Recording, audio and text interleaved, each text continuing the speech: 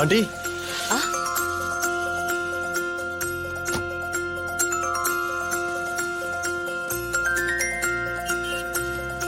Aunty எங்க போயிட்டு வர்றீங்க? வீட்டுக்கு காய்கறி வாங்கிட்டு வரேன்பா. சரி ஆண்டி, கார்ல ஏறுங்க. பரவாயில்ல, இங்க பக்கத்துல தானே, நானே நடந்து போய்க்கிறேன். ஆண்டி நான் அந்த பக்கம் தான் போறேன். போற வழியில உங்களை இறக்கி விட்டு போறேன். வாங்க.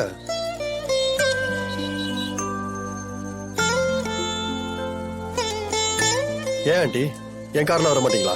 ஐயோ, அப்படியெல்லாம் இல்லப்பா. அப்ப வாங்க ஆண்டி, கார்ல ஏறுங்க. சரி வாங்க. இவ்வளவு நடந்ததுக்கு அப்புறமும் இந்த சிபி ஜெயராணி கூட பேச ஆரம்பிச்சுட்டா, அதான் ரத்த பாசங்கிறது. இவங்களை எவ்வளவு பிரிச்சாலும் திரும்ப ஒட்டிடுவாங்க போலயே. விடக்கூடாது. மறுபடி ஏதாவது ஒரு பெரிய கலாட்டா பண்ணி இவங்க பிரிவை இன்னும் பெருசாக்கி விட்டுறணும்.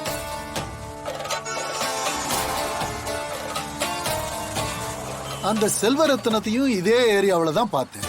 இப்போ இவளையும் இதே ஏரியாவில தான் பாக்குறேன். இவ புருஷன் இல்லைன்னு சொல்லிக்கிட்டு இருக்கா. ஆஹா, இவங்களுக்குள்ள ஏதோ ஒரு குழப்பம் நடந்துகிட்டு இருக்கு.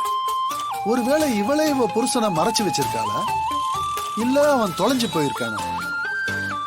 அத முதல்ல கண்டுபிடிக்கணும்.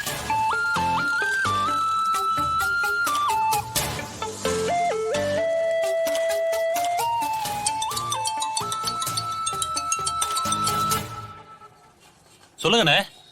பழனி, அந்த ஜெயா எங்க இருந்தா, அவ குடும்பம் என்னாச்சு, அவ புருஷன் என்ன ஆனா, மொத்த ஹிஸ்டரியும் தோண்டி எடுக்க சொல்லு.